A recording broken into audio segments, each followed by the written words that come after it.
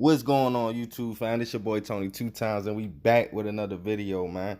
I got a special episode of the Baltimore Way coming to y'all tonight. We gonna do the Lor Scoota story.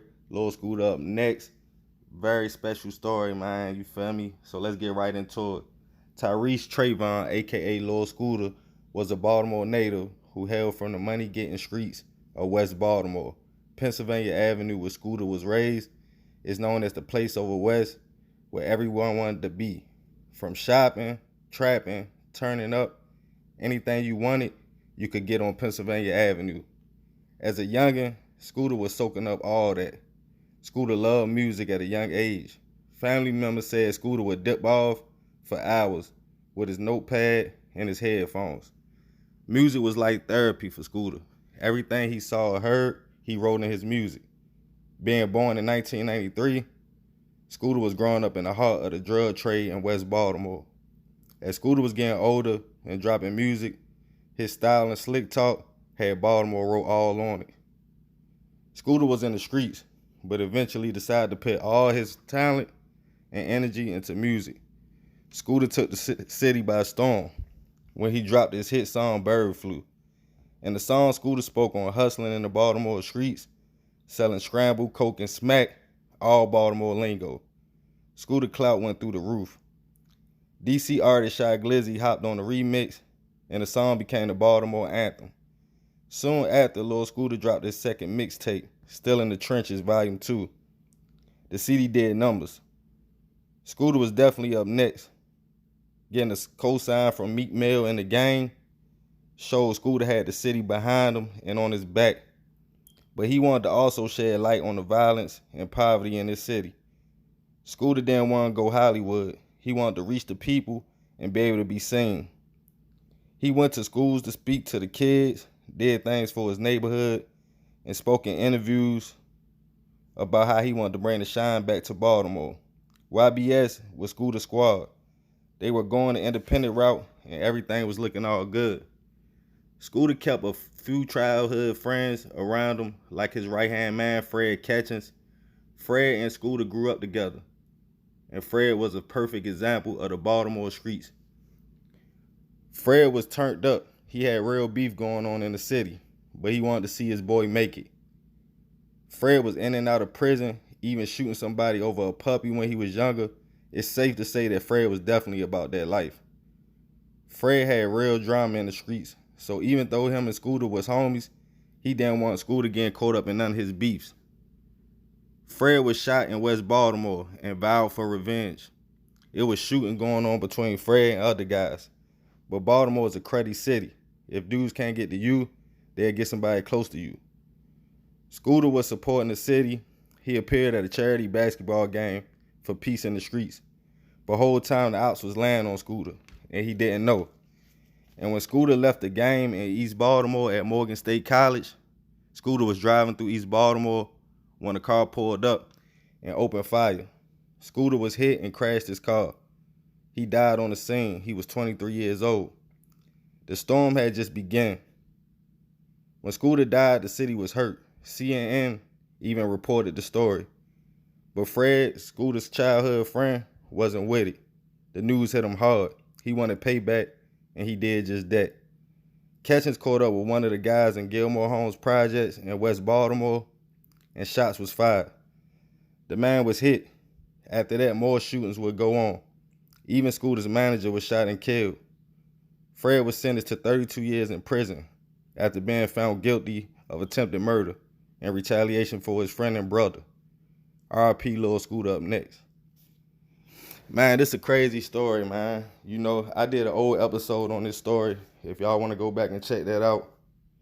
But Lor Scoota definitely, it's safe to say right now, is a Baltimore legend.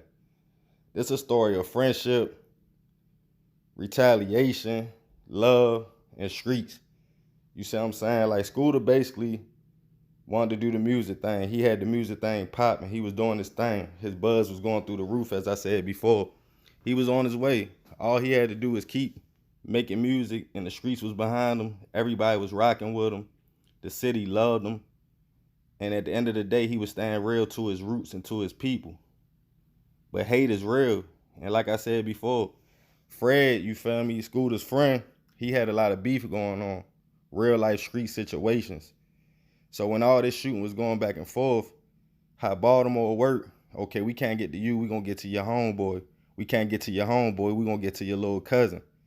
So even though Scooter probably ain't had nothing to do with this, I don't know if he did or not, because at the end of the day, I don't know his personal life. I don't know what he was into. I just know the music. But they came and got him because they know that would bring Fred out. Like, that would hurt Fred the most.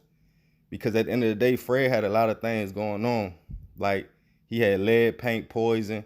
You know, in Baltimore, that's real common. He had got a lot of money. They sued the state. He blew through that money. He was in and out of prison. So he was living a fast life. But when Scooter started rapping, and that being his homeboy, he figured if Scooter make it, of course he gonna bring him up and get him out the hood. So when Scooter died, Fred went crazy. He was charged with shooting 4 people in 2 weeks. That's a lot of retaliation. But that was his brother, that was his homeboy. So it was definitely deeper than music in this situation. But the youth in the city can learn a lot from this. A lot of people can learn a lot from this, man. Like, when you on that route and you trying to be successful, you making music, whatever you doing, you got to do your thing. You got to focus all your energy into that. And if you got certain people around you, you feel me, that's into other things or real bad situations, sometimes you got to separate yourself. And it's out of love. Because at the end of the day, if you my homeboy and you making music, you doing great things, you about to make it out the hood, and I'm still in the hood shooting and doing things, then I'm going to pull back off you, not because I don't rock with you, because I know anything I do can come back on you. And I know if you make it, you going to come back and get me, because that's real love. But Scooter ain't get to make it out the city, and that's very unfortunate, man, because bro whole mixtape, both dope, super dope. Y'all go back and listen to them mixtapes, man. Still in the trenches. You know, I definitely want to send my prayers out to his family, you know. Like I said, I did a prior video on this, but y'all want to see this. Y'all want to see an updated video, so I did it again. But if you go to the playlist, you can check that out. And this story get deep. Scooter manager was even killed. Like, the shooting went back and forth for a long time. So that just go to show you how cruddy and dirty the streets is. Like, people don't care who you is, you know. And the thing about it, when they took Scooter, they knew what they was doing. They knew that they took Fred way out the hood. So they brought him right back into the hood. Like, Scooter was trying to bring him up and bring positivity around him and show him, like, yo, we can make it. We can do this music thing. We can make this money. We ain't got to be in the hood. We ain't got to be on Pennsylvania Avenue no more.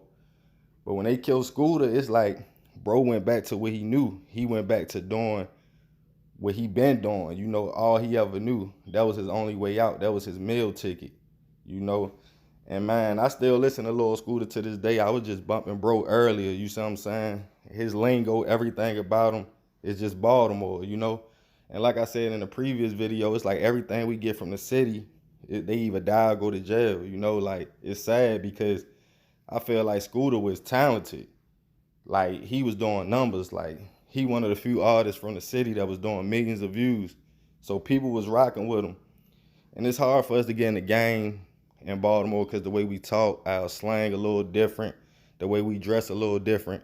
But to me, I think that's what makes us stand out. You see what I'm saying? So I just feel like this was a tragedy to the city, because at the end of the day, we don't know what Scooter would have did for the city. I know he would have did great things. But man, that just go to show you how the streets is. They ain't got no love for nobody. Ain't nobody safe. And 23 years old, he was a baby for real. He was young. And the thing about it, man, like, these artists be co-signing people like Meek in the game. But it's like, just like with Lil Snoop, if you see somebody talented and you got the money to pull them out their situation, if you know they coming from the trenches, you got to reach down and pull them people out. Because in the hood, tomorrow ain't never promised. Anything can happen. And that's exactly what happened in this situation, man. But yeah, I definitely had to do this story, man. I know y'all been waiting for this. Sorry it took me so long. I had to make sure I got all my details right. I had to pay homage to bro, and I had to tell his story the right way. You see what I'm saying? Because, like I said, even though he young, even though he gone, he's still a Baltimore legend, and he's still up next. You know, Scooter was that dude coming out the city. Everybody respected him. His music was buzzing. Everybody can relate. You could tell he really been through everything he talked about. You see what I'm saying? But yeah, man, I'm gonna keep pushing these stories. You know, the Baltimore way, this new segment, man. I'm gonna keep pushing this. I'm gonna bring other videos to y'all.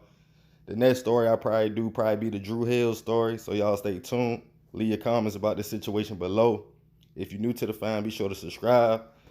Hit that notification bell for uploads. Y'all know what it is, man. Share these videos, everything, man. Hit that like button. It don't cost you nothing.